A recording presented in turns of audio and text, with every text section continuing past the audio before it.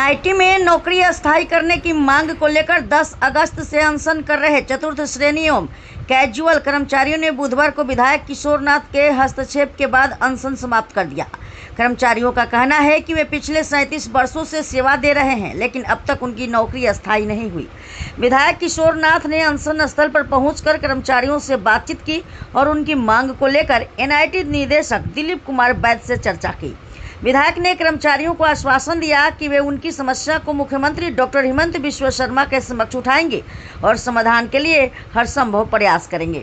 इसके बाद विधायक ने स्वयं कर्मचारियों को भोजन कराकर अनशन समाप्त कराया।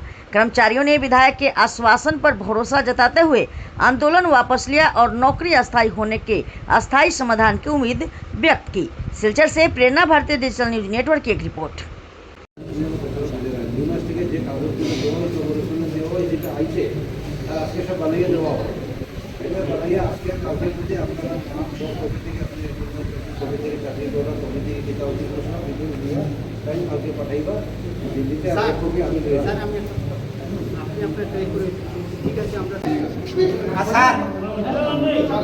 যদি আমি কিছু গলত কই স্যার আমারে মাফ করবা দুঃখের কথা এটা আজকে আমাদের বরখলা সমষ্টি চাতলা মণ্ডলে আয়োজন করেছে তিরঙ্গা যাত্রা র্যালির একটা আয়োজন করা হয়েছিল।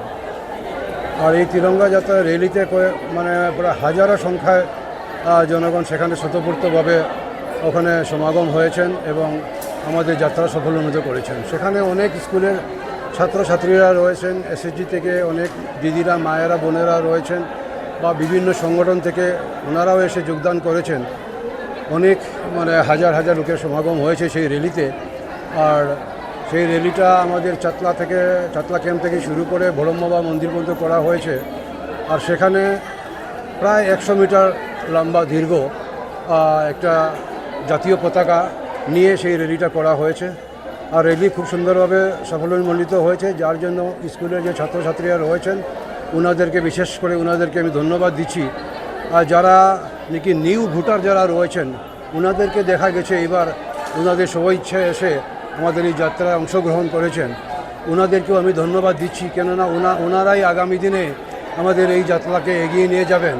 আমাদের ভারতের যশস্বী প্রধানমন্ত্রী মাননীয় নরেন্দ্র মোদীজির এই তিরঙ্গা যাত্রা সফল করতে আমাদের আসামের মাননীয় মুখ্যমন্ত্রী ডক্টর হিমন্ত বিশ্ব শর্মা মহাশয়ের নেতৃত্বে আজকে আমরা এই যাত্রা সফল করেছি। আর এই সফলের জন্য এলাকার জনগণ, এলাকার সদ্যর জনগণ রয়েছেন এবং সকল সংগঠন এবং ছাত্রবৃন্দ সকলকে আমি ধন্যবাদ জ্ঞাপন করছি।